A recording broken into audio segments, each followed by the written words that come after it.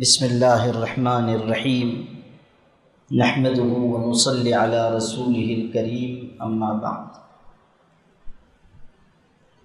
اعوذ باللہ من الشیطان الرجیم بسم اللہ الرحمن الرحیم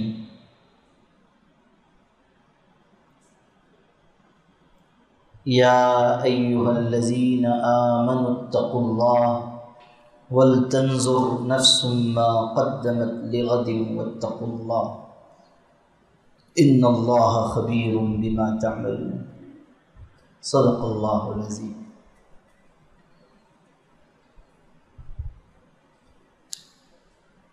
حضور اکرم صلی اللہ علیہ وسلم ایک مرتبہ تشریف فرما تھے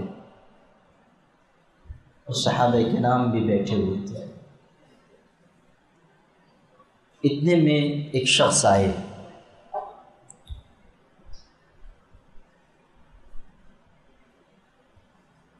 آنے والے شخص مدینہ منورہ کے نہیں تھے، اس لیے کہ اگر مدینہ کے ہوتے تو جو بیٹھے ہوئے لوگ تھے ان کو پہچانتے۔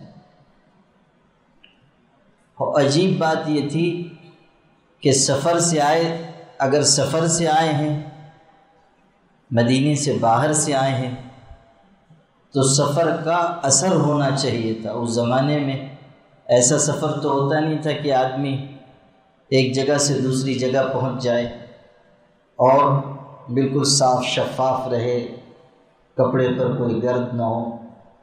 جیسے آپ میں سے بہت سے لوگ سفر کر کے آئے لیکن اندازہ نہیں ہو سکتا، اس لیے کہ اب سفر آسان ہو گیا۔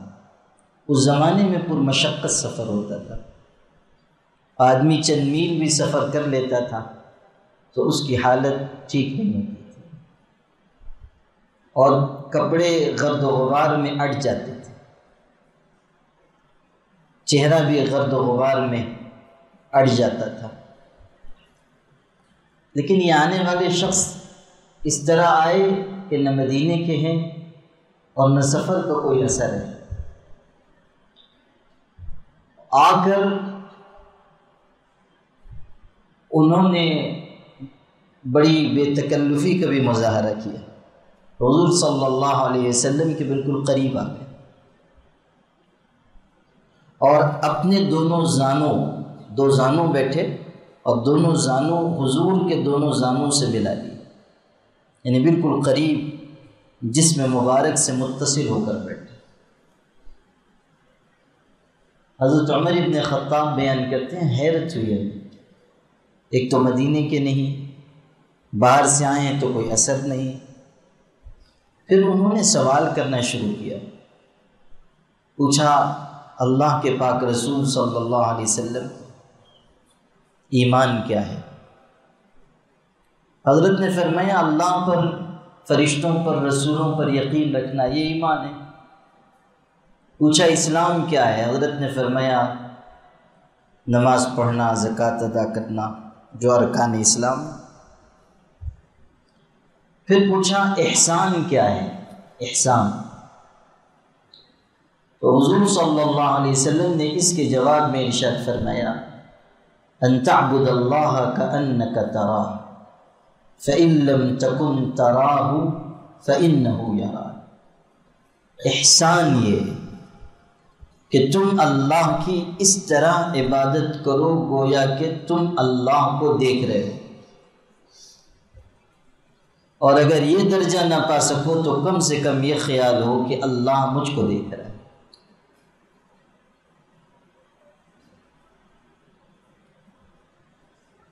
اچھا، جو سوال انہوں نے کیا ایمان کیا ہے، اسلام کیا ہے، تو جب حضرت صلی اللہ علیہ وسلم نے جواب دیا تو انہوں نے پلٹ کر کہا صدقتا، آپ نے سچ کہا۔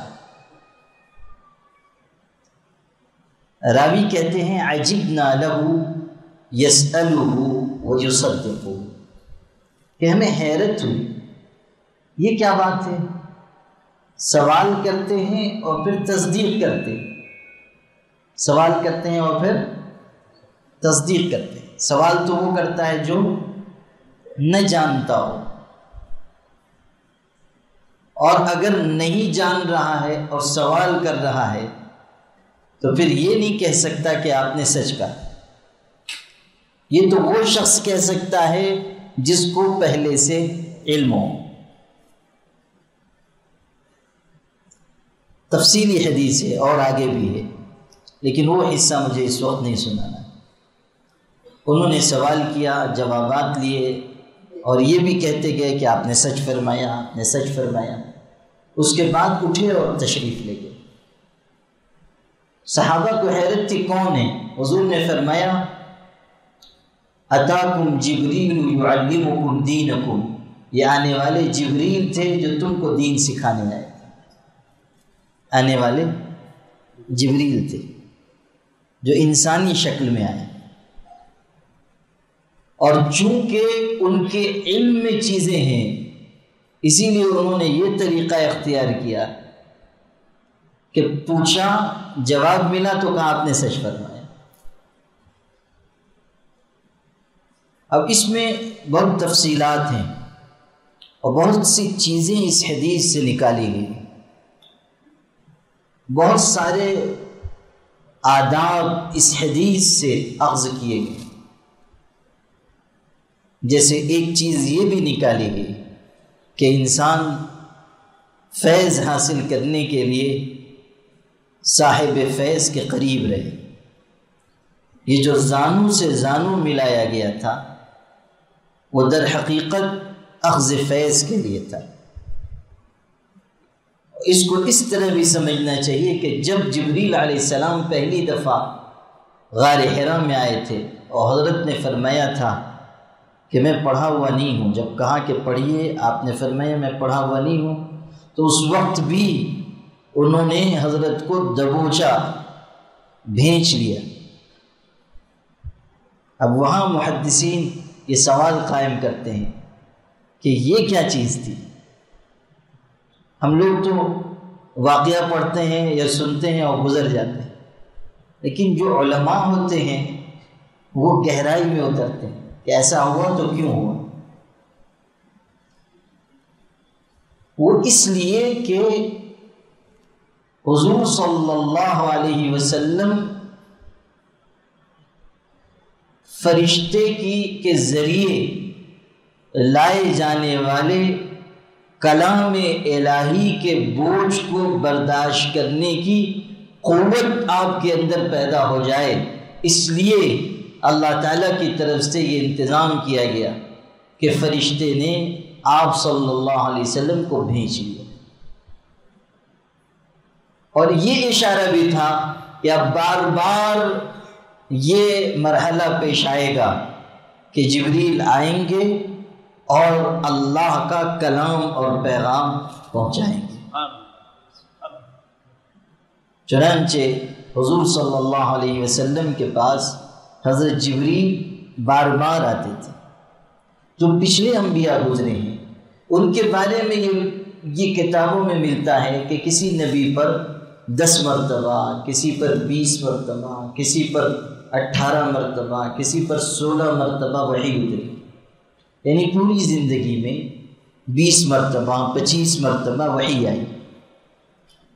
لیکن ہمارے آقا حضرت محمد مصطفیٰ صلی اللہ علیہ وسلم جن کو مدت ان انبیاء کے مقابلے میں بہت کم ملی.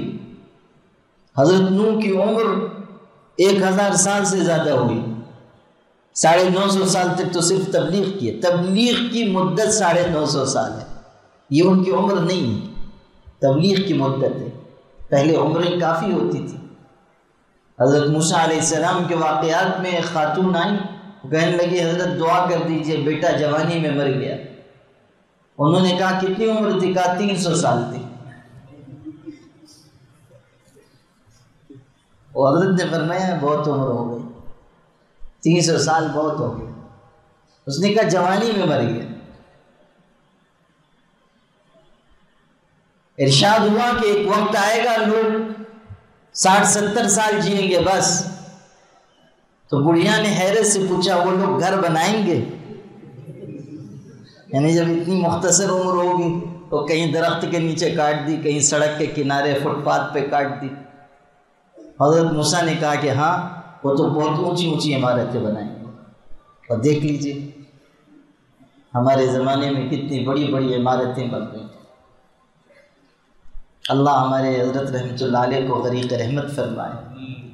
وہ فرماتے تھے کہ اب مسلمانوں کا حال یہ ہے کہ جہاں ان کے پاس پیسہ آتا ہے دو ہی چیزیں ان کے دماغ میں آتی ہیں، یا تو دوسرا نکاح کرنے کا خیال اور یا تو اونچی بلڈنگ تعمیر کرنے کا لالچ.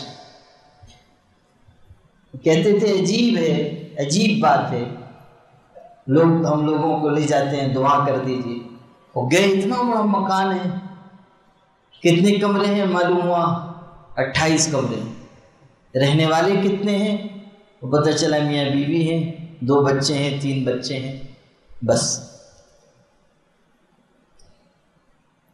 انسان کو مٹی گارے پر ضرورت سے زائد پیسہ نہیں خرچ کرنا چاہیے. آدمی اپنی ضرورتوں کو محدود رکھے، جتنی ضرورت ہے اللہ وہ پوری کر دے گا. ضرورت سے زائد حصہ جو انسان کی خواہش کا ہے وہ کبھی پورا نہیں ہوگا. انسان چاہے گا کہ بس لمبی عمر ملے، خوب مال ملے، منصب ملے، اونچی عمارتیں ہوں، بہترین کاریں ہوں، خواہشات کا سفر کبھی نہیں رکے. کتنی ہی لمبی زندگی مل جائے انسان سیر نہیں ہوگا، سیر نہیں ہوگا. حضور اکرم صلی اللہ علیہ وسلم نے فرمایا کہ انسان بوڑھا ہوتا ہے اور 2 چیزیں جوان ہوتی ہیں. آدمی بوڑھا ہو رہا ہے اور اس میں 2 چیزیں جوان ہو رہی ہیں. ایک تو لمبی عمر کی چاہت اور دوسرے لمبی لمبی امیدیں. یہ جوانی کی طرف بڑھ رہی اور انسان بڑھاپے کی طرف جا رہا ہے.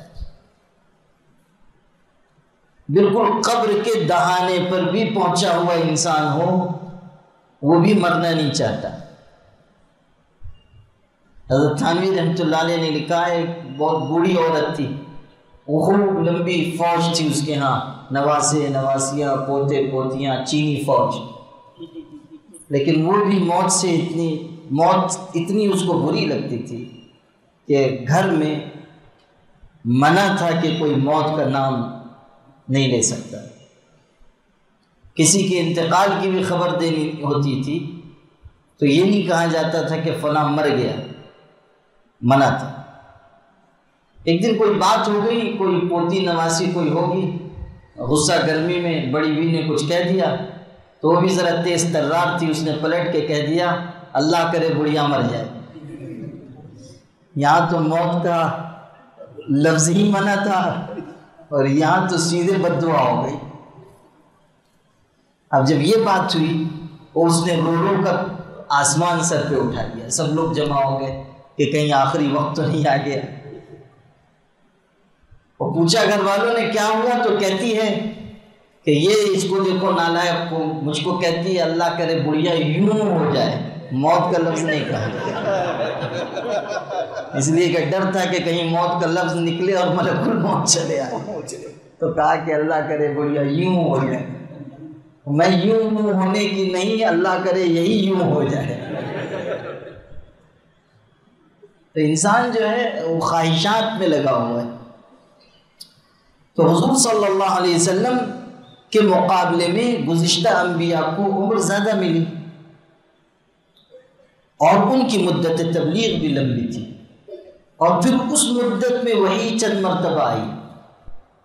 اب حضور صلی اللہ علیہ وسلم کی مدت تبلیغ آپ جوڑیں گے 23 سال.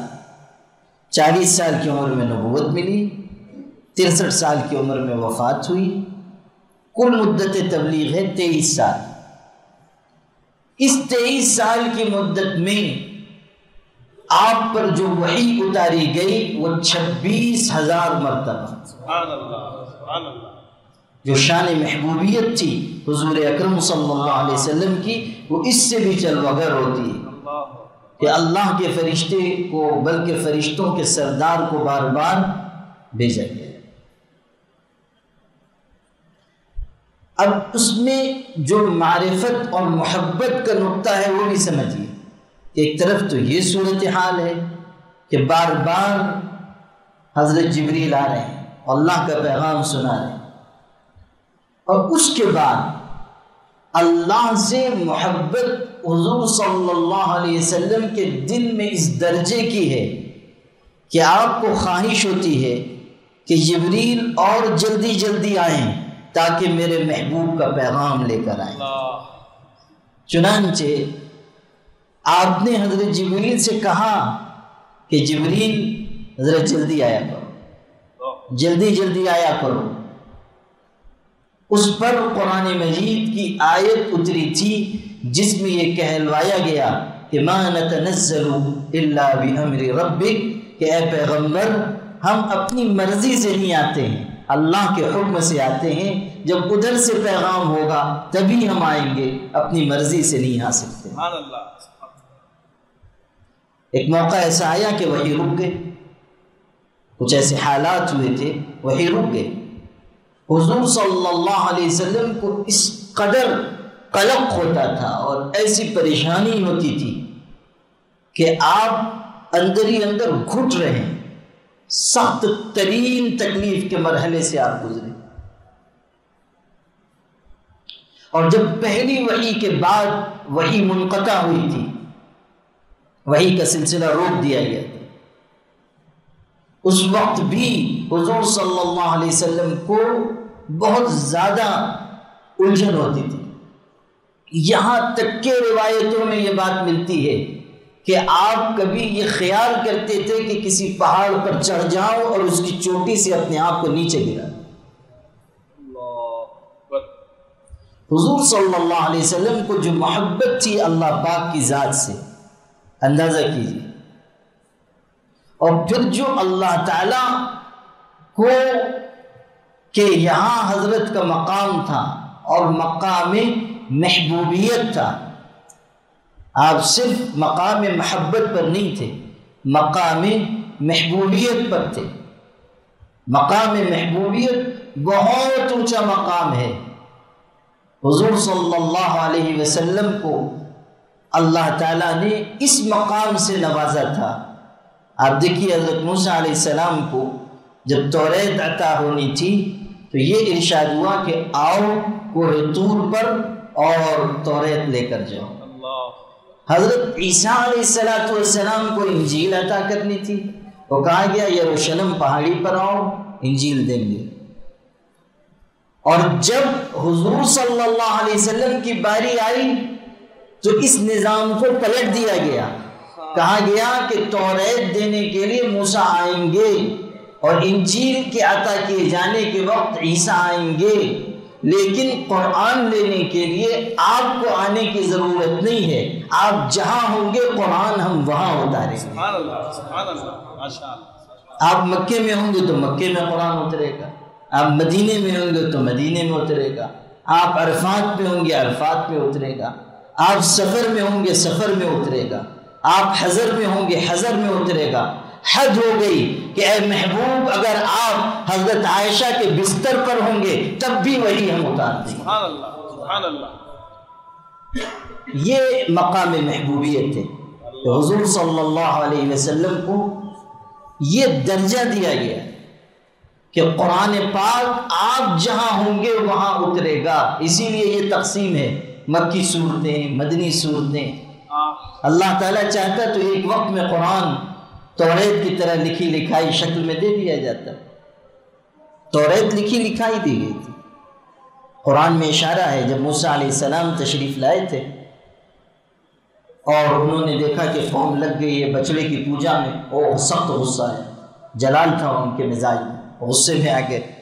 تو ایسا سخت غصہ آیا کہ وہ القل الواح، جو تختیاں لے کر آئے تھے وہ ایک طرف ڈال دی.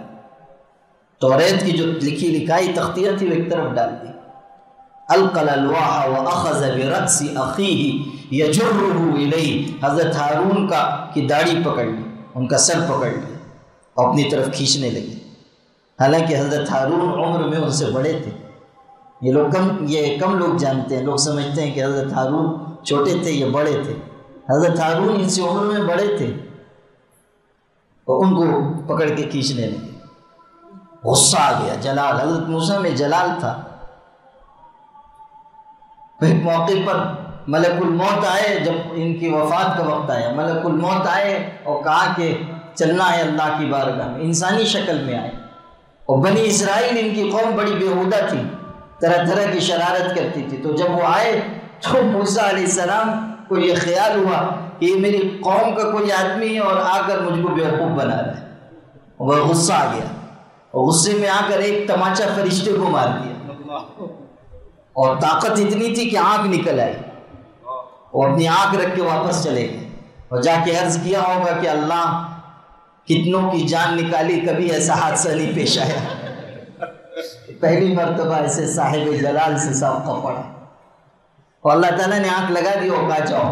کہنا اگر زندگی چاہتے ہیں تو کسی بیل کی پیٹھ پر ہاتھ رکھ دیں، جتنے بال ہاتھ کے نیچے آئیں گے ہر بال کے بدلے 1 سال کی زندگی. وہ آئے. اب کی تو انہوں نے دوری سے کہا ہوگا کہ حضرت پہلے میری بات سن لیجیے پھر کوئی کارروائی کیجیے گا. آئے اور کہا کہ اگر آپ زندگی چاہتے ہیں تو بیل کی پیٹھ پر ہاتھ رکھیں. پوچھا کہ وہ سارے سال ختم ہو جائیں گے تب؟ کہا پھر میں خدمت کے لیے آؤں گا، یعنی پھر روح نکالی جائے. ارشاد ہوا، اب یقین ہو گیا تھا کہ یہ فرشتے ہیں. تو کہا جانا تو ہے، ابھی لے کے چلو. چنانچہ اللہ کی بارگاہ میں حاضر ہو گئے. تو توریت لکھی لکھائی ملی تھی، قرآن بھی لکھا لکھایا مل جاتا ہے، لیکن اللہ کو بتانا تھا کہ ہمارے محبوب کی شان اتنی اونچی ہے کہ آپ قرآن کے تابع نہیں ہیں، قرآن آپ کا تابع ہے. سبحان اللہ، سبحان اللہ. آپ قرآن کے تابع نہیں. جہاں آپ ہوں گے، جیسی ضرورت ہوگی اس کے مطابق ہم وحی اتاریں گے. اور پھر یہ بھی شان محبوبیت دیکھیے کہ حضور صلی اللہ علیہ وسلم وحی کے نزول کے وقت جلدی جلدی آیتوں کو دہراتے تھے کہ بھول نہ جاؤں. تو وہ مشقت بھی اللہ کو پسند نہیں آئی، گوارا نہیں ہوئی. کہا گیا لا تحرک به لسانک لتعجل به، پیغمبر جلدی مت کیجئے، عجلت مت کیجئے، زبان کو حرکت مت دیجئے، مشقت مت جھیلیے. قرآن یاد کروانا، محفوظ کروانا، بیان کروانا، یہ سب ہماری ذمہ داری ہے. آپ زبان سے جلدی جلدی نہیں بھی پڑھیں گے تب بھی قرآن محفوظ رہے گا. یہ ذمہ داری ہم پر ہے، آپ مشقت مت جھیلیے. سورہ طٰہٰ کے بالکل شروع میں کہا طٰہٰ ما انزلنا علیک القرآن لتشقی، پیغمبر یہ قرآن ہم اس لیے نہیں اتار رہے ہیں کہ آپ مشقت میں پڑھیں. تو شان محبوبیت تھی حضرت کی، شان محبوبیت. حضرت موسیٰ علیہ السلام گئے وہی اللہ سے کلام کے لیے اور جلدی چلے آئے تھے. پوچھا گیا عجلت میں کیوں چلے آئے؟ انہوں نے کہا عجلت الیک ربی لترضی، پروردگار جلدی آیا تاکہ تو راضی ہو جائے. جو چاہنے والا ہوتا ہے وہ اپنے محبوب کی رضامندی چاہتا ہے. آیا تاکہ تو راضی ہو جائے. موسیٰ چاہنے والے ہیں، خدا ان کا محبوب ہے. چاہنے والا محبوب سے کہہ رہا ہے جلدی آیا تاکہ تو خوش ہو جائے. یہ موسیٰ ہیں جو کلیم اللہ ہیں، یہ موسیٰ ہیں جن کو اللہ نے چنا تھا. انی اصطفیتک علی الناس برسالاتی وبکلامی، میں نے لوگوں میں تم کو چن لیا ہے اپنی رسالت اور اپنے کلام کے ذریعے. وہ چنے ہوئے شخص ہے، بہت اونچا مقام ان کا ہے. حضرت موسیٰ علیہ السلام کلیم اللہ ہیں. قرآن میں ان کی شان پڑھی. سب سے زیادہ تذکرہ انبیاء میں سے اگر کسی کا قرآن میں ہے تو وہ موسیٰ علیہ السلام ہے. سب سے زیادہ ذکر ان کا ہے. وہ بھی اپنی شان کے بہت اونچے انسان ہیں. لیکن الفاظ دیکھیے، چاہنے والا محبوب سے کہہ رہا ہے جلدی آیا ہوں تاکہ تو راضی ہو جائے، تیری رضامندی مل جائے. یہ چاہنے والا اپنے محبوب سے کہہ رہا ہے. اب اس کو پلٹ دیجئے، چاہنے والا پھر اپنے محبوب سے کہہ رہا ہے. اب یہاں چاہنے والا خالق ہے اور جس کو چاہا جا رہا ہے وہ حضرت محمد صلی اللہ علیہ وسلم ہے. اور اللہ اپنے محبوب سے کہہ رہا ہے وَلَسَوْفَ يُعْطِيكَ رَبُّكَ فَتَرْضَىٰ، ان قریب ہم تیرا پروردگار تجھ کو اتنا دے گا کہ تو راضی ہو جائے گا. وہاں رضامندی یہ چاہ رہے تھے، یہاں رضامندی اللہ چاہ رہا ہے. وَلَسَوْفَ يُعْطِيكَ رَبُّكَ فَتَرْضَىٰ. آپ راضی ہو جائیں. ماشاءاللہ. یہ مقام محبوبیت ہے. حضور صلی اللہ علیہ وسلم مسجد اقصی کی طرف رخ کر کے نماز پڑھ رہے ہیں. دل میں تمنا ہے خانہ کعبہ قبلہ ہو. یہ قبلہ ابراہیمی ہے، یہ تمنا ہے. اور اللہ دل کے حال سے واقف ہے. اور حضرت محبوب ہیں، اور شان محبوبیت ان کی قرآن کی آیتوں میں بکھری ہوئی ہے. اب پڑھیے سورہ بقرہ میں ارشاد ہوتا ہے قد نرى تقلب وجهك في السماء.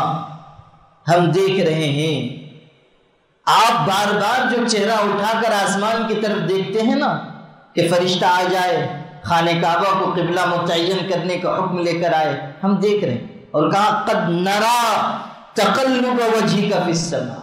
قد نرى، الفاظ پر دھیان دینا. قرآن مجید کے اسرار و رموز کو سمجھیے. ارا نہیں کہا گیا کہ میں دیکھ رہا ہوں.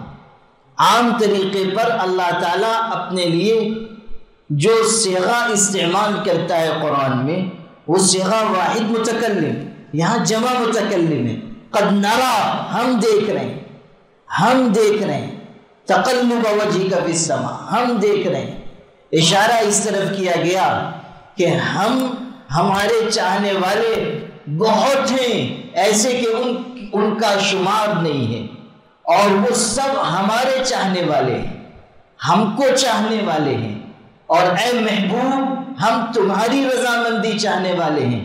تو جو ہم کو چاہتے ہیں وہ بھی اور ہم بھی سب تمہاری رضامندی پر نگاہ ٹکائے ہوئے ہیں.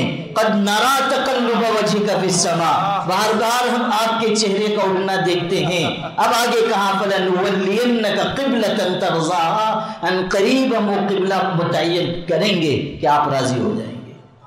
پھر وہی بات آئی کہ آپ راضی ہو جائیں گے. ان قریب ہم وہ قبلہ متعین کریں کہ آپ راضی ہو جائیں. اور قرآن میں اس کے بڑے شواہد ہیں. اگر میں اس کو بیان کروں گا تو بہت لمبی تفصیل ہو جائے گی. اس موضوع کو یہیں چھوڑیے، آگے بڑھیں. حضرت جبریل علیہ السلام تشریف لائے، دو زانو ہو کر بیٹھے، گھٹنے سے گھٹنے ملا دیے، سوالات کیے، جواب ملا. تشریف لے گئے. حضرت نے فرمایا جبریل آئے تھے تم کو تمہارا دین سکھانے. پوری حدیث شریف کی تشریح مجھے نہیں کرنی، صرف اس کا وہ ٹکڑا مجھے بیان کرنا ہے جو احسان سے متعلق ہے. پوچھا احسان کیا ہے؟ جواب ملا کہ اللہ کی اس طرح عبادت کرو گویا کہ تم اللہ کو دیکھ رہے ہو. یہ جو سلوک کی محنت ہے، یہ جو تصوف کی محنت ہے، اس کا نچوڑ یہی ہے کہ انسان اپنے آپ کو اللہ پر فدا کرنے والا بن جائے، اور جو دیکھے وہ اللہ سے دیکھے، جب دیکھے اللہ کی طرف دیکھے، جو ملے اسے اللہ کی طرف سے سمجھے. ما بکم من نعمت فمن اللہ، جو ملے میرے رب کا عطیہ ہے. کوئی پریشانی آئے تب بھی یہ خیال کرے کہ یہ مصیبت آئی ہے، اللہ مجھ کو کوئی نعمت دینا چاہتا ہے، میں اپنے عمل کے ذریعے وہاں تک نہیں پہنچ پا رہا تھا تو میرے پروردگار نے کرم کیا، اب مجھ کو صبر کے ذریعے اس مقام تک پہنچائے گا. ما بکم من نعمت فمن اللہ.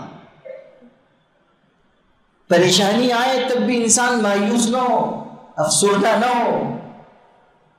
بیمار ہو گیا تو اب شکایت کرنے لگے، یہ ٹھیک نہیں. راضی برضا ہو تو مزہ دے، دنیا ہی میں بیٹھے ہوئے جنت کی فضا دے. انسان جب راضی برضا ہوگا تب یہ کیفیت پیدا ہو. جو حالت آئے میرے اللہ کی طرف سے آئی. نعمت مل رہی ہے شکر ادا کر رہا ہے، پریشانی آ رہی ہے صبر کر رہا ہے، اور ہر وقت اس کا رجوع اللہ کی طرف ہے. علیہ توکلت والیہ انیب، میرا بھروسہ اللہ پر ہے، میں اسی کی طرف رجوع کرتا ہوں. بس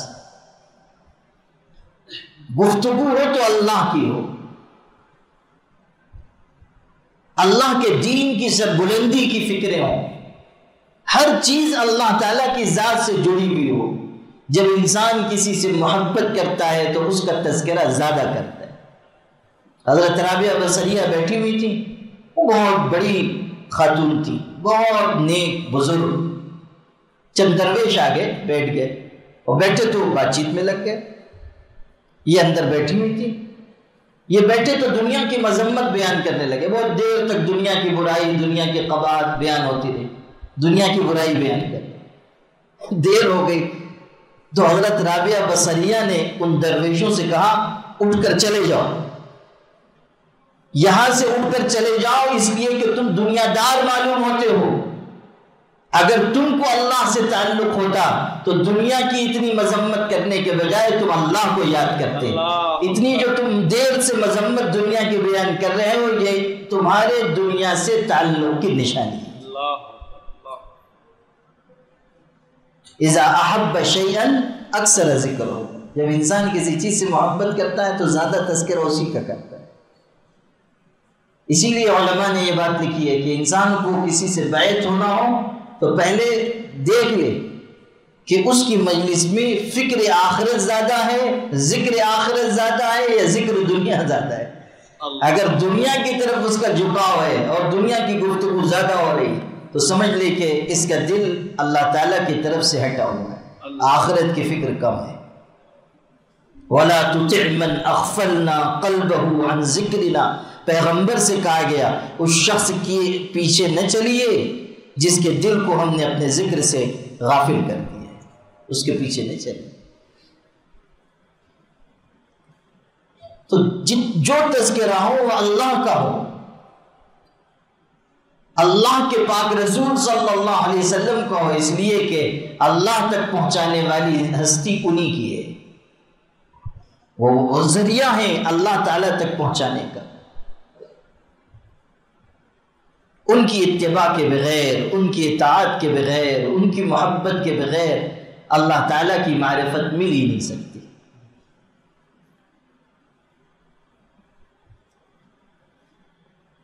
بمبئی میں ہم لوگ تھے،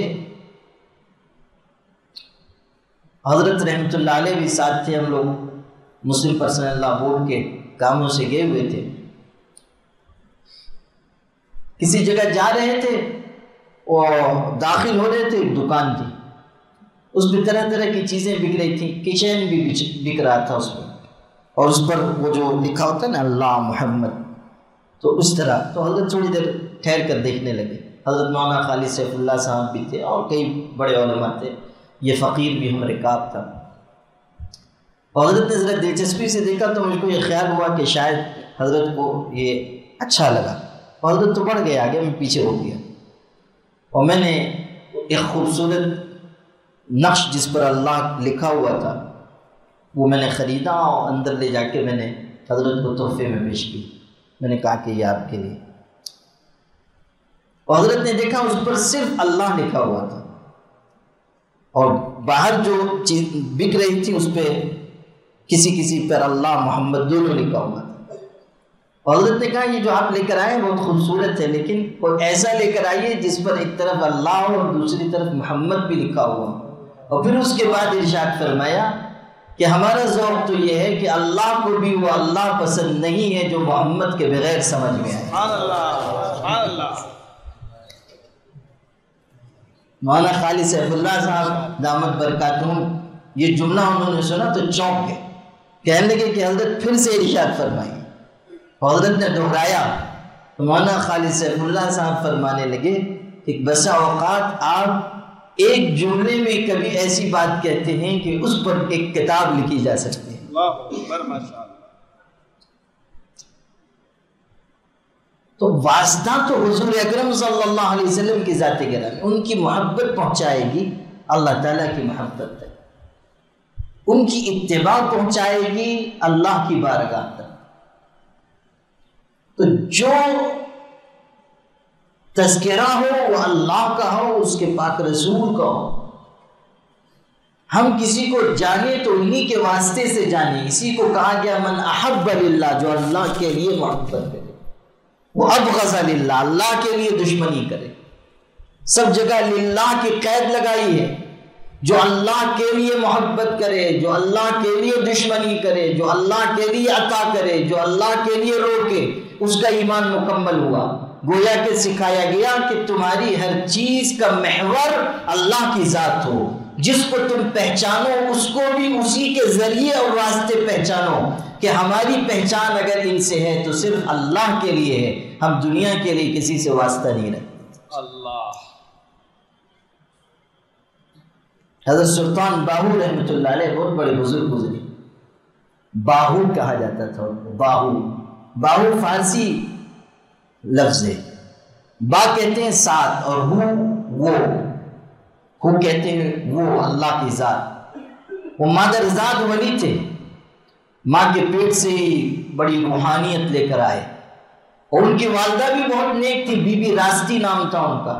راستی کہتے ہیں درست کو، ٹھیک، سچی خاتون۔ ظاہر ہے کہ ماں جب صالحہ تھی، متقیہ تھی، تو اولاد پیدا ہوئی سلطان باہو کی طرف۔ ہر وقت وہ اللہ ہو کہتے تھے، اسی لیے باہو نام پڑ گیا، اور بہت اونچے ان کے احوال تھے، اور شاعری بھی ان کی بہت اونچے درجے کی، بہت ہی صاحب معرفت شخص تھے۔ اور ہمارا ان سے اس لیے بھی رشتہ ہے کہ کہا جاتا ہے کہ ان کو اللہ تعالیٰ نے یہ کمال عطا کیا تھا، جو روحانیت کا اونچا معیار ان کا تھا، وہ ڈھونڈتے رہے کہ کوئی باکمال ولی کامل ملے تو اس کے ہاتھ پر بیعت کروں، لیکن 30 سال تک تلاش کرنے کے بعد ان کو اپنے معیار کا شیخ نہ ملا، اور فخر کے اس مقام پر تھے اور ولایت کے، کہ پھر اللہ تعالیٰ نے ان کو حضور اکرم صلی اللہ علیہ وسلم کا فیضان روحی عطا فرمایا، اور ان کی تربیت سپرد کی سیدنا شیخ عبد القادر جیلانی رحمۃ اللہ علیہ۔ اسی لیے ان کو قادری سروری کہا جاتا ہے، کہ اس سلسلے کا فیض ان کو حاصل ہوا۔ کہتے ہیں کہ باضابطہ ان کا کوئی شیخ نہیں تھا، وہاں سے فیض ہوا، وہ بہت اونچے درجے کو پہنچے۔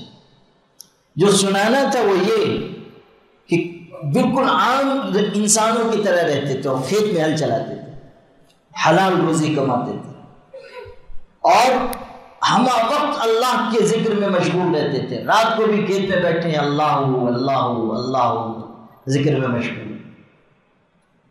ایک اندھیری رات تھی اور آندھی آ گئی اور بارش برسنے لگی۔ رات کے وقت کوئی بارات جا رہی تھی، وہ جنگ کے تھے جو پڑوس میں ہے،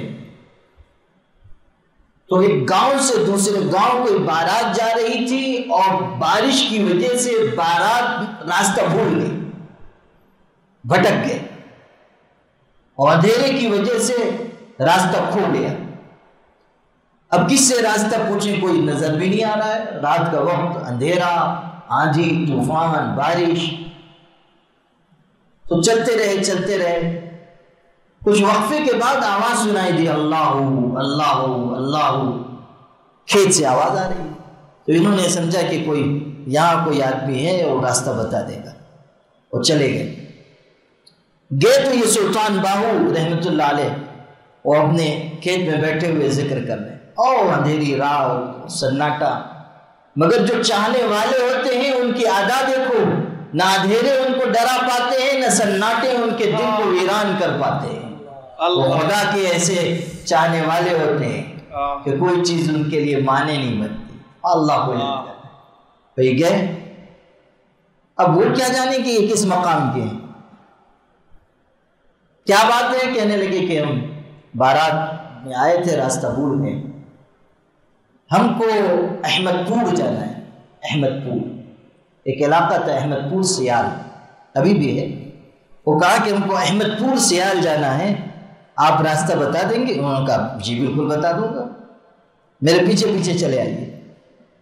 اب بارات کو لے کر وہ چلے، کس مقام کے شخص تھے، بارات کو لے کر چند گز چلے۔ اب باراتی حیران ہیں، تھوڑی دور چلنے کے بعد ان کے پیچھے پیچھے چلے، تھوڑی دور چلنے کے بعد دیکھ رہے ہیں کہ سامنے گنبد خضرا نظر آ رہا ہے، اللہ تعالیٰ اپنے اولیاء کو ایک کرامت عطا کرتا ہے جس کو طی مکان کہتے ہیں یا طی ارض کہتے ہیں، زمین سمٹ جاتی ہے، اور اس کے کئی واقعات ہیں۔ اور کرامت پر ہمارا ایمان ہے کہ کرامات الاولیاء حق، اولیاء کی کرامتیں حق ہیں۔ وہ وہاں پہنچ گئے۔ اب بارات والے کیا جانے کہ یہ کس مقام کا ہے اور کیسی نعمت بیٹھے بٹھائے ہاتھ آ گئی۔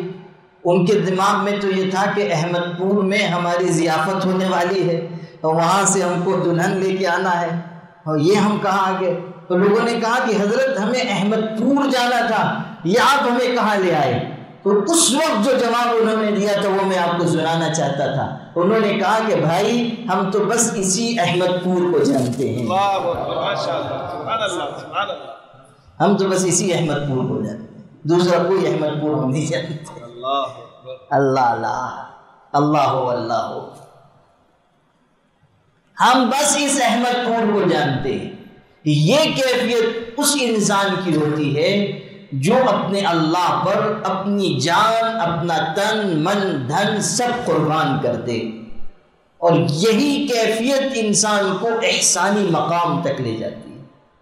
یہ جو احسان کہا نا کہ احسان یہ ہے کہ تم ایسی عبادت کرو گویا کہ اللہ کو دیکھ رہے۔ جب احسانی کیفیت انسان کو حاصل ہوگی تب وہ محتاط اور متقی بنے گا، اس لیے کہ اس کو یہ خیال ہوگا کہ میرا اللہ مجھ کو دیکھ رہا ہے۔ اس کو یہ احساس ہوگا کہ اگر میں کوئی گناہ کروں گا تو یہ بڑے اللہ کا حکم توڑوں گا اور اللہ مجھے دیکھ رہا ہے، اس کی نگاہ مجھ پر ہے۔ یہ جو معصیت ہو رہی ہے، جو گناہ ہو رہے ہیں، جو غلطیاں ہم سے ہو رہی ہیں، وہ اس لیے ہو رہی ہیں کہ ہمارے اندر احسانی کیفیت نہیں۔ ہم اللہ تعالیٰ سے ویسی محبت نہیں کر رہے ہیں جو اللہ کی محبت کا حق ہے، اس وجہ سے گناہ ہو رہے ہیں۔ ورنہ تجربہ جن لوگوں نے کیا ہے وہ جانتے ہیں کہ جب احسانی کیفیت انسان کے اندر آتی ہے تو گناہ کا تقاضا پیدا ہوتے ہی اس کو یہ خیال ہوتا ہے کہ میرا اللہ مجھ کو دیکھ رہا ہے، اور بس وہ گناہ سے رک جاتا ہے۔ تقویٰ اور خشیت اسی کو تو کہتے ہیں کہ انسان ہر وقت یہ احساس رکھنے لگے کہ اللہ کی نگاہ مجھ پر ہے، اور وہ ڈرنے لگے کہ اللہ دیکھ رہا ہے، وہ سزا دے سکتا ہے، اللہ دیکھ رہا ہے، وہ میری پکڑ کر سکتا ہے۔ یہ جو متقین کی صفات میں قرآن میں بیان ہوا کہ والذین اذا فعلوا فاحشة او ظلموا انفسهم ذکروا اللہ، کہ متقی لوگ، اچھے لوگ جن کے لیے جنت تیار کی گئی ہے، ان کی اور صفات کے علاوہ ایک صفت یہ بھی ہے کہ اگر ان سے کوئی گناہ ہو جاتا ہے یا وہ اپنے آپ پر ظلم کر بیٹھتے ہیں تو فوراً ان کو اللہ کا دھیان آ جاتا ہے۔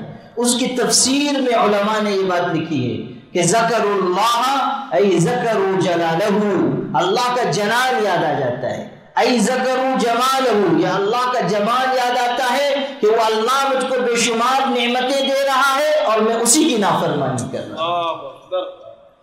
یا یہ خیال ہوتا ہے ای ذکر قدرتہ علیہم، یا وہ یاد کرتے ہیں کہ اللہ ہم پر قدرت رکھنے والا ہے کہ اگر وہ چاہے تو اسی وقت ہم کو زمین میں دھسا دے یا آسمان ہم پر گرا دے۔ یہ چیز ہے کہ ذکر اللہ، اللہ کا دھیان آ جاتا ہے۔ احسانی مقام پانے والا گناہ سے بچے گا اس لیے کہ اللہ کی یاد اس کو آ جائے گی، اور خدا نخواستہ اگر اس سے کوئی غلطی ہو گئی تو وہ بے چین ہو جائے گا جب تک کہ توبہ کر کے اپنی غلطی کو مٹا نہ لے۔ یہ جو ہمارا مزاج ہے کہ غلطی ہو گئی، پھر دوسری غلطی، پھر تیسری غلطی، گناہ پر گناہ، یہ اس لیے ہے کہ ہمارا دل اللہ سے جڑا نہیں، ورنہ جس کا دل اللہ سے جڑ جاتا ہے گناہ کرنے کے بعد اس کو چین نہیں آتا ہے۔ اگر کوئی غلطی ہو گئی وہ فوراً رجوع کرے گا، فوراً اللہ تعالیٰ کی طرف جائے گا، اس لیے کہ اس کو معلوم ہے کہ میرے لیے کوئی جائے پناہ سوائے اللہ کی ذات کے نہیں ہے۔ یہ چیز ہے احسانی کیفیت، کہ انسان اللہ تعالیٰ کو اپنی نگاہ کے سامنے پانے لگے، اتنا استحضار ہو جائے کہ میں اپنے اللہ کو دیکھ رہا ہوں۔ یہ صرف نماز کی بات نہیں ہے۔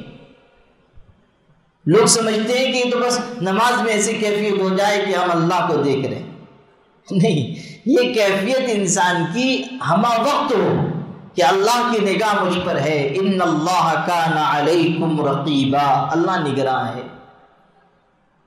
قرآن کہہ رہا ہے الم یعلم بان اللہ یرا، کیا انسان نہیں جانتا کہ اللہ اس کو دیکھ رہا ہے؟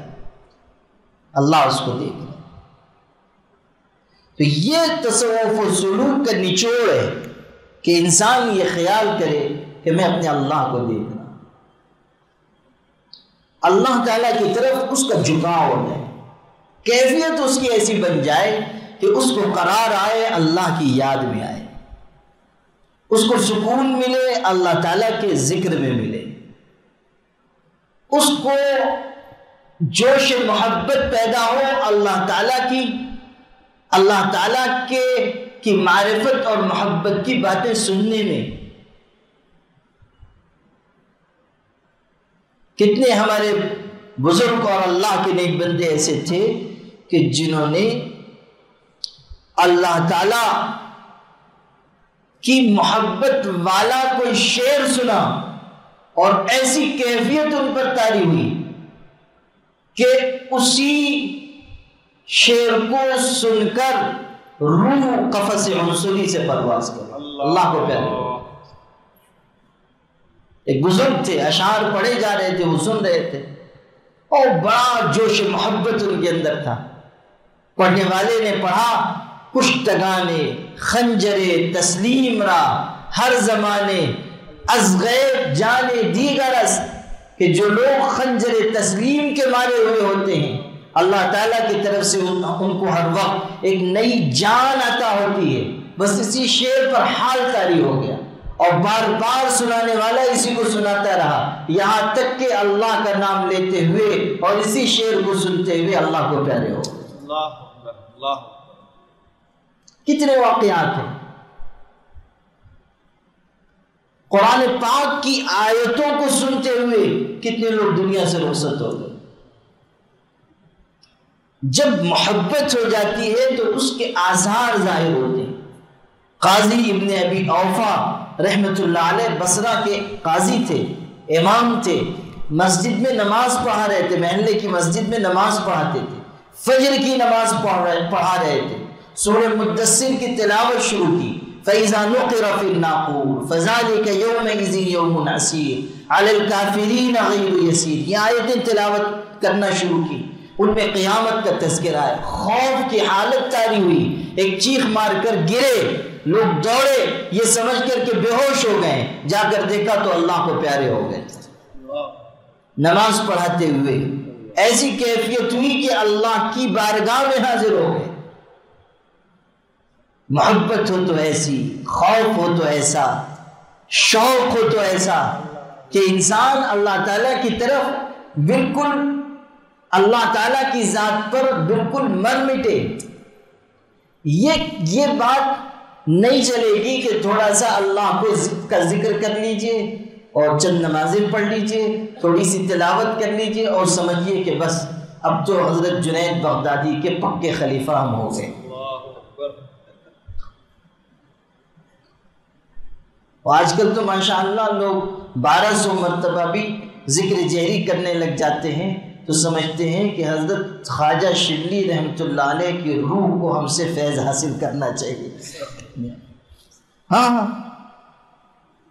بہت سو کے حالات و واقعات آج کل مجھ کو معلوم ہوتے، عجب کیفیت ہے، نہ انابت ہے، نہ خشیت ہے، نہ رجوع اللہ ہے، نہ محبت الہی کا ذوق ہے، نہ آنکھوں میں شرم و حیا ہے، نہ رگ و ریشے میں اللہ کا ذکر پیوست ہوا ہے، نہ ابھی ہمیں حقیقت ذکر کا پتہ چلا ہے، نہ ذات الہی کی حقیقت و معرفت کا کوئی شمع ہمیں حاصل ہوا ہے، اور اس کے بعد ہمارے دعوے اور ہماری باتیں ایسی اونچی اونچی ہیں کہ لوگ سنیں تو سمجھیں کہ بس آج کے زمانے میں ولی کامل ہے تو بس یہی ہے۔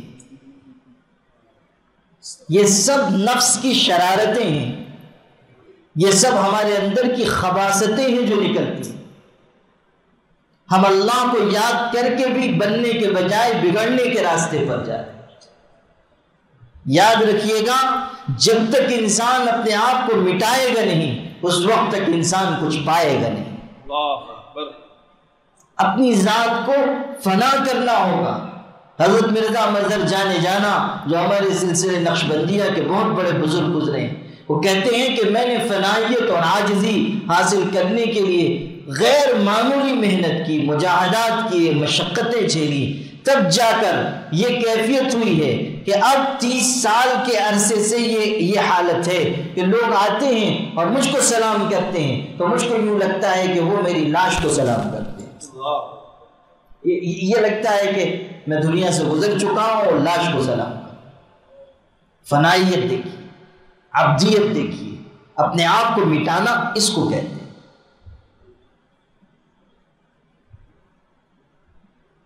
تصوف میں دعوے نہیں ہیں، تصوف میں دعوے نہیں ہیں، تصوف میں عبدیت ہے، تصوف میں اپنے آپ کو مٹانا ہے۔ بڑے بڑے لوگ بھی اپنی زبان سے ایسی بات کہتے تھے کہ جس سے ان کی فنائیت ظاہر ہو۔ حضرت حاجی امداد اللہ مہاجر مکی کتنے بڑے شخص تھے، کتنے بڑے اللہ والے تھے، بڑے بڑے عارفین اور بڑے بڑے بزرگان دین ان کی ولایت اور روحانیت کے کمال کے معترف تھے۔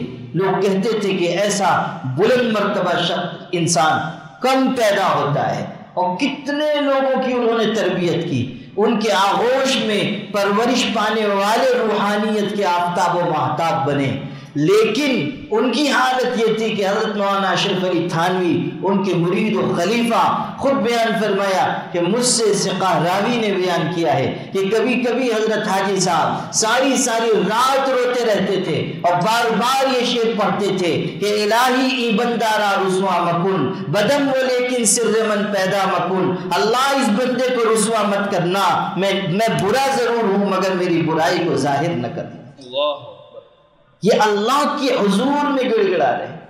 عاجزی دیکھیے، مثنوی کا درس دے رہے تھے اور ان کا مثنوی کا درس مشہور تھا، مثنوی پڑھا رہے تھے، مثنوی کا درس ختم ہوا اور دعا کے لیے ہاتھ اٹھائے، ارشاد فرمایا، محبت کے اشعار تھے اس میں، محبت الہی کے اس دن سبق میں ارشاد فرمایا کہ اللہ ہمیں بھی ایک شمع اپنی محبت کا عطا کر دے، اور پھر سرد آنکھ کھینچ کر فرمایا کہ اس سے زیادہ کا تحمل تو ہم کو ہے بھی نہیں۔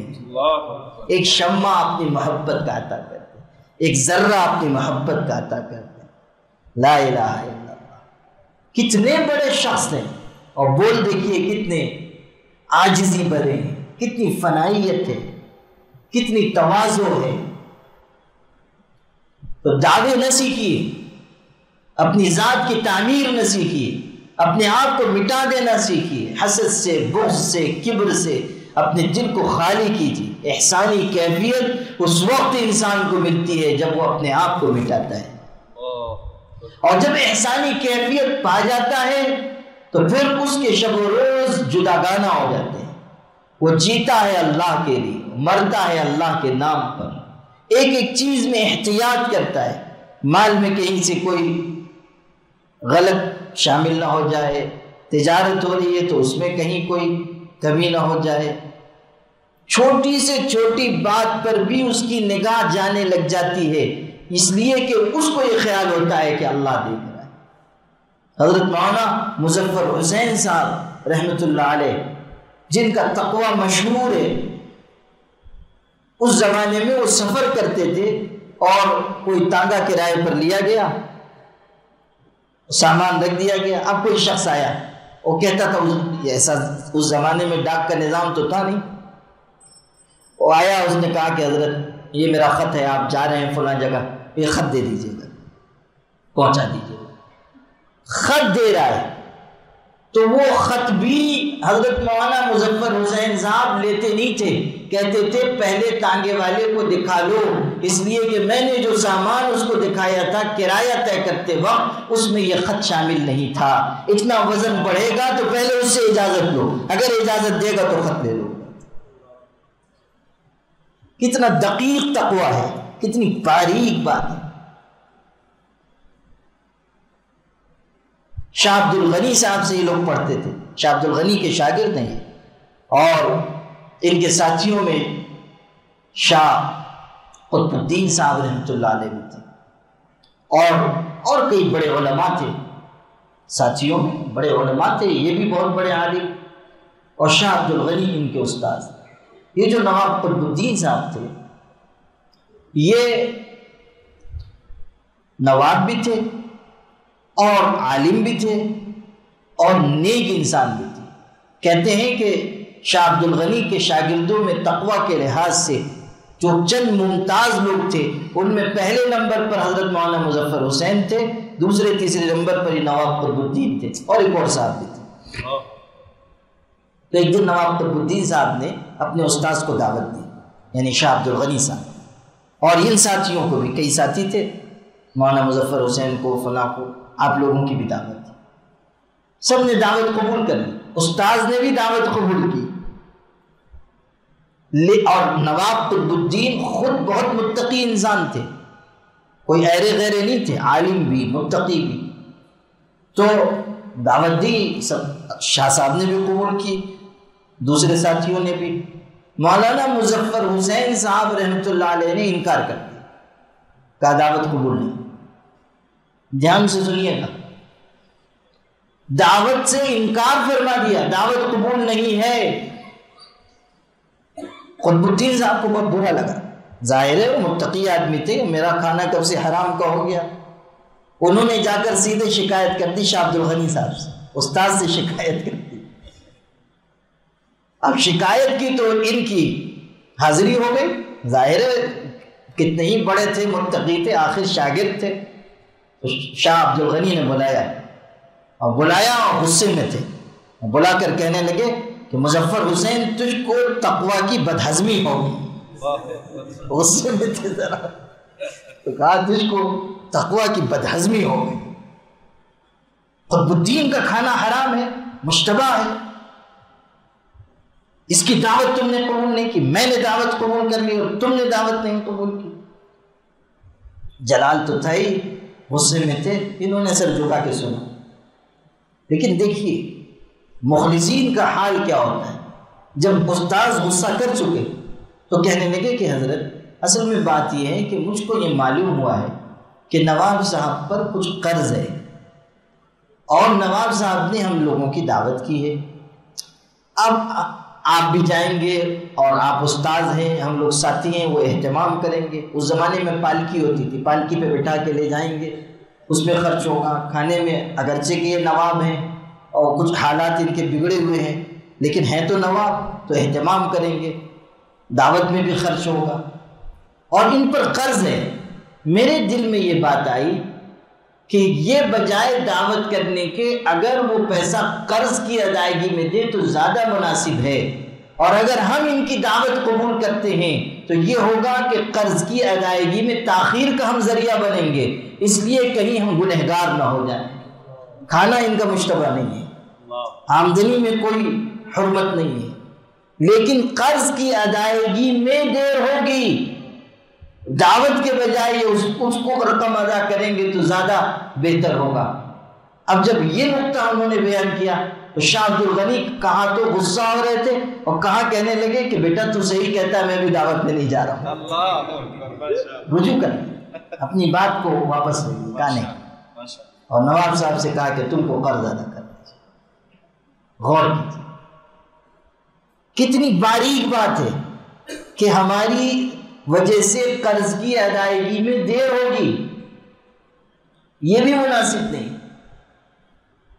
مولانا مظفر حسین صاحب کے بارے میں یہ بھی سن لیجیے کہ کئی سال تک انہوں نے سالن استعمال نہیں کیا، غالباً طالب علم ہی کے زمانے میں، وہ طالب علم ہی سے بہت زیادہ متقی تھے اسی دور سے، وہ سالن استعمال نہیں کرتے تھے۔ لوگوں نے کہا کہ آپ سالن کیوں نہیں استعمال کرتے ہیں؟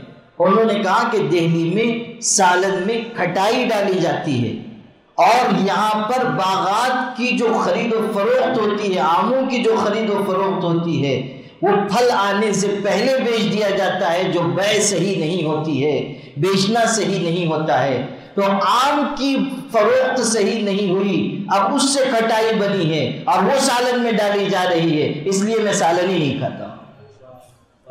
وہ اتنی دور تک سوچ رہے ہیں کہ چونکہ اس میں کھٹائی ڈالی جا رہی ہے اور آم کی خرید و فروخت صحیح نہیں ہوتی ہے، اس لیے اس کا کھانا میرے لیے صحیح نہیں۔ اتنے محتاج شخص تھے کہ اگر کبھی مشتبہ لقمہ منہ میں چلا جاتا تھا تو ان کو قے ہو جاتی تھی۔ حرام یا مشتبہ لقمہ ان کا پیٹ برداشت نہیں کرتا تھا۔ یہ غایت تقویٰ کی وجہ سے ہوا تھا، چونکہ احسانی کیفیت حاصل ہو گئی تھی، اس لیے اتنی چھوٹی چھوٹی باتوں پر بھی نگاہ تھی۔ میرے بھائیوں، احسانی مقام حاصل کرنا ہم سب کے لیے ضروری ہے۔ اگر ہم تصوف کی راہ پر چل رہے ہیں تو ہمیں کوشش کرنی چاہیے کہ ہم اس درجے تک پہنچے کہ گویا ہم اللہ کو دیکھ رہے ہیں، احسانی کیفیت آ جائے، تقویٰ آ جائے، انابت آ جائے، شوق کا غلبہ ہو، خوف کا غلبہ ہو، یاد الہی میں غرق رہنے لگے، حقوق کی ادائیگی ہو، لوگوں سے محبت کرنے والے بن جائیں، نفرت، حسد، بغض، کبر، ان سب چیزوں کو دل سے نکالیں، یہ ہمارا ذوق و مزاج بنے۔ اور اس کے لیے محنت کرنی ہوگی، بات بنانے سے، دعوے کرنے سے یہ کیفیت نہیں آئے گی، محنت کرنی ہوگی۔ اور محنت کا ایک آسان طریقہ آج میں آپ کو عرض کرتا ہوں۔ تین باتوں کو دھیان سے سن لیجیے، تین باتوں کا خیال رکھیے۔ ایک چیز ہے مراقبہ۔ مراقبے کا مطلب وہ مراقبہ نہیں جو ہم لوگ کرتے ہیں نقشبندی سلسلے میں، کہ کبھی موت کا مراقبہ ہو رہا ہے، کبھی معیت الہی کا مراقبہ ہو رہا ہے، کبھی مراقبہ ہو رہا ہے اللہ تعالیٰ کے اسم ذات کے دل سے جاری ہونے کا، وغیرہ وغیرہ وغیرہ۔ مراقبے کا جو اصل مفہوم ہے وہ یہ کہ احساس انسان کرنے لگے کہ مجھ پر اللہ کی نگاہ ہے، مجھ پر اللہ کی نگاہ، اللہ مجھ کو دیکھ رہا ہے۔ ہر وقت یہ خیال رہنے لگے، اس کی مشق کرنی چاہیے کہ اللہ مجھ کو دیکھ رہا ہے، اللہ مجھ کو دیکھ رہا ہے۔ حدیث یاد کر لیجئے، حدیث جبریل جو میں نے عرض کی، حضور صلی اللہ علیہ وسلم نے 2 درجے بتائے۔ تم اللہ کی عبادت ایسے کرو گویا کہ اللہ کو دیکھ رہے ہو، یا پھر یہ کہ اللہ تم کو دیکھ رہا ہے۔ میں اس کو اس طرح بھی عرض کر سکتا ہوں کہ مراقبہ در حقیقت اس بات کی مشق ہے کہ انسان اپنے اندر یہ احساس جگائے کہ اللہ مجھ کو دیکھ رہا ہے۔ اس کا انعام یہ ملے گا کہ کل آپ اس مقام تک پہنچیں گے کہ اللہ کو میں دیکھ رہا ہوں۔ سبحان اللہ، سبحان اللہ۔ بات سمجھ گئے؟ مشق کرے انسان کہ اللہ مجھ کو دیکھ رہا ہے، اللہ مجھ کو دیکھ رہا ہے، بار بار خیال لائے اللہ مجھ کو دیکھ رہا ہے، خلوت میں، جلوت میں، ظاہر میں، باطن میں، تجارت میں، معاملات میں، عبادت میں، اللہ مجھ کو دیکھ رہا ہے، اللہ مجھ کو دیکھ رہا ہے، اللہ مجھ کو دیکھ رہا ہے۔ جب یہ احساس بڑھتا جائے گا تو یہ انعام ملے گا کہ پھر انسان اس درجے کو پہنچے گا کہ وہ اللہ کو دیکھ رہا ہے۔ تو مراقبہ، چلتے پھرتے مشق کیجیے۔ شیخ کی خدمت میں آ کر بیٹھے، دھیان لگائیے کہ اللہ مجھ کو دیکھ رہا ہے۔ ہم بیٹھے ہوئے ہیں، اللہ ہم کو دیکھ رہا ہے۔ ہم مجلس میں بیٹھے ہیں، اللہ ہم کو دیکھ رہا ہے۔ ہر وقت مشق کرنی چاہیے۔ اس کے بعد دوسرے نمبر پر محاسبہ، پہلا مراقبہ اور دوسرا محاسبہ۔ محاسبہ مطلب احتساب، انسان اپنے آپ کا جائزہ لے کہ وہ کہاں کھڑا ہوا ہے، غلطی تو نہیں کر رہا ہے، قصور تو نہیں کر رہا ہے، کوئی گناہ تو نہیں ہو رہا ہے، فرائض کتنے انجام پا رہے ہیں۔ روزانہ رات کو سونے سے پہلے انسان کو محاسبہ کر لینا چاہیے کہ میں آج کہاں کھڑا ہوا ہوں، مجھ سے کوئی گناہ تو نہیں ہو گیا، اگر ہوا تو توبہ کرے، اور کوئی فرض تو نہیں چھوٹ گیا، اگر چھوٹ گیا تو ادا کرے، کہیں کسی کا حق مارا گیا اس کی ادائیگی کرے۔ خدا نخواستہ کہیں کوئی قصور ہو رہا ہے تو اس کو اپنی زندگی سے نکالے۔ محاسبہ بہت ضروری ہے، محاسبے کے بغیر انسان آگے نہیں بڑھتا۔ اطمینان کی کیفیت اس کو حاصل ہوگی جس کو نفس دھوکے میں ڈالے گا۔ قناعت اور اطمینان میں وہ پڑے گا کہ ہاں ہم تو ٹھیک جا رہے ہیں، جس کو نفس دھوکے میں ڈالے گا۔ اور جو انسان اللہ تعالیٰ کی طرف جھکے گا وہ ہر وقت بے چین ہوگا، فکر میں رہے گا کہ کہیں مجھ سے کوئی غلطی تو نہیں ہو رہی۔ محاسبے کے بہت واقعات ہیں بزرگوں کے، لیکن میں اس کی کوشش کرتا ہوں کہ بہت لمبی تقریر میں نہ کروں، اس لیے کہ یہ بات میرے ذہن میں ہمیشہ رہتی ہے۔ یہ لمبی تقریروں کی عادت نے ہم لوگوں کو راہ راست سے ذرا دور کر دیا ہے۔ باتیں ہم کم کریں، چیزوں کو زیادہ سیکھیں، عمل پہ زیادہ آئیں، ذکر میں فکر میں زیادہ وقت لگائیں۔ تقریر تو ابھارنے کے لیے، شوق دلانے کے لیے۔ محاسبہ، اور تیسری چیز ہے معاقبہ، یہ بھی یاد رکھیے۔ معاقبہ یعنی اپنے نفس کو سزا دینا۔ اب مان لیجئے کہ کوئی غلطی ہو گئی، کوئی گناہ ہو گیا، اب آپ نے کہہ دیا اللہ مجھ کو معاف کر دے، اور چھٹی ہو گئی۔ عام طریقے پر یہی ہوتا ہے، اللہ معاف کر دے، اور ہم آگے بڑھ گئے۔ اس سے نفس کی شرارت رکے گی نہیں، نفس اندر اندر اور مضبوط ہوتا جائے گا اور گناہ کی طرف بار بار لے جائے گا۔ نفس کو ٹھیک کرنے کے لیے سزا دینی پڑے گی۔ حضرت تمیم داری رضی اللہ تعالیٰ عنہ کے بارے میں ہے، ایک رات تہجد کے لیے نہیں اٹھ سکے، تہجد میں آنکھ نہیں کھلی، تو انہوں نے اپنے نفس کو بہت ملامت کی اور یہ کہا کہ چونکہ تو تہجد میں نہیں اٹھا اس لیے اب آئندہ 1 سال تک میں رات کو سوؤں گا نہیں اور اللہ کی عبادت کروں گا۔ معاقبہ، سزا دینا اپنے نفس کو۔ جب نفس پر کوئی بوجھ ہوگا تب نفس کی شرارتیں ختم ہوں گی۔ طے کیجئے کہ اگر بد نظری ہو گئی 20 رکعت نوافل پڑھوں گا، اتنے روپے صدقہ کروں گا۔ صرف عبادت والا جرمانہ مت متعین کیجئے، ورنہ وہ بھی عادت ہو جائے گی کہ چلیے بد نظری ہو گئی 10 رکعت پڑھ لیجیے، چھٹی۔ کچھ پیسے بھی نکالیے، پیسہ نکلنے لگ جاتا ہے تو انسان کی جان بھی نکلنے لگ جاتی ہے۔ اور شیخ سعدی نے لکھا ہے کہ کسی امیر آدمی کا بیٹا بیمار ہو گیا تھا اور بہت زیادہ بیمار ہو گیا، نا امیدی ہونے لگی، تو لوگوں نے کہا کہ یا تو آپ قرآن پاک ختم کر لیجئے اور دعا کر لیجئے، اور یا تو پھر آپ کے بہت سے جانور ہیں، اونٹ گائے بیل صدقہ کر دیجئے، اللہ کے راستے میں دے دیجئے، اس کی جان بچ جائے گی، فدیہ دے دیجئے، صدقہ دے دیجئے۔ تو وہ امیر بڑا کنجوس تھا، وہ کنجوسی اندر رگ و ریشے میں پیوست تھی، تو کہنے لگا کہ جانور تو بہت دور ہیں، لاؤ قرآن ہی پڑھ لیتا ہوں، جانور بہت دور ہے، لاؤ قرآن پڑھ لیتا ہوں۔ ایک بزرگ کو اس کی یہ بات معلوم ہوئی تو انہوں نے بہت خوبصورت جملہ کہا، کہنے لگے کہ اس نے قرآن پڑھنا اس لیے پسند کیا کہ قرآن اس کی نو کے زبان پر ہے، اور مال دینا اس لیے گوارا نہیں کیا کہ اس کی جان مال میں اٹکی ہوئی۔ اللہ، مال جو ہے وہ انسان سے جلدی نکلتا ہے، الا یہ کہ اللہ کسی کو دولت بھی دے اور دل بھی دے دے۔ کچھ ہوتے ہیں جن کو اللہ دولت بھی دیتا ہے اور دل بھی دیتا ہے، وہ خرچ کرتے ہیں، اللہ ان کو اور نوازتا ہے۔ انسان کی جان مال میں اٹکی ہوتی ہے۔ حضرت فرید الدین عطار رحمۃ اللہ علیہ جنہوں نے پنامہ لکھا ہے فارسی میں، وہ بہت بڑے اللہ والے ہوئے، شروع زمانے میں وہ عطار تھے، عطار لقبی ہے ان کا، عطار کہتے ہیں دوا بیچنے والے۔ میر کیا سادہ ہے بیمار ہوئے جس کے سبب، اسی عطار کے لڑکے سے دوا لیتے ہیں، میر کا شعر ہے نا۔ وہ عطار یہ عطر فروش کو نہیں کہتے، نہ تو آپ سمجھیں گے یہ قاری امتیاز عطر بیچتے ہیں تو یہ قاری امتیاز عطار، نہیں، وہ عطار اس زمانے میں کہتے تھے دوائیاں اور حکمت کی چیزیں بیچنے والے۔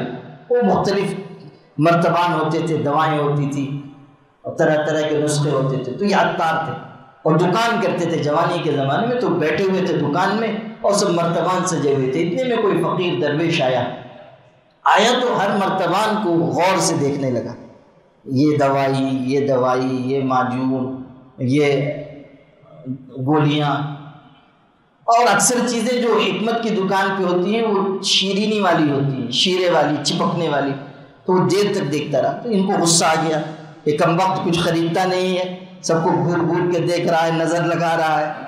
وہ جوان تو تھے ہی، غصہ آ گیا، کہنے لگے او فقیر کیا دیکھتا ہے، اتنی دیر سے کیا دیکھ رہا ہے؟ اس نے کہا کہ میں یہ دیکھ رہا ہوں کہ اتنی چپکنے والی چیزیں ہیں، اس میں سے تیری جان کیسے نکلے گی، روح کیسے نکلے گی، اتنی چپکنے والی چیزیں. اور ان کو اور غصہ آیا کہ تو پہلے میری چیزوں کو ڈھونڈ رہا تھا، اب جو ہے ملک الموت بن کے روح نکالنا چاہتا ہے. تو کہنے لگے غصے میں کہ جیسے تو مرے گا ویسے میں مروں گا، جیسے تیری روح نکلے گی ویسے میری روح نکلے گی.